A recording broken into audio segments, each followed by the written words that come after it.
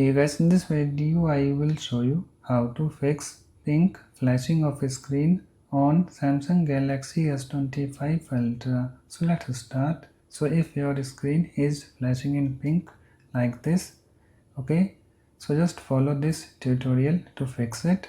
So just open your settings app and then scroll down at the very bottom and then tap on developer options and then scroll down.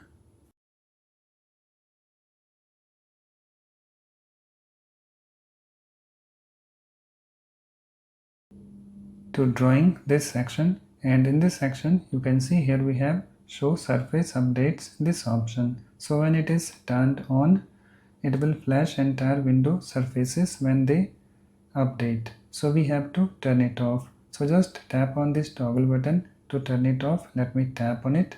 You can see it's now turned off, and now you can see the screen is not flashing in pink.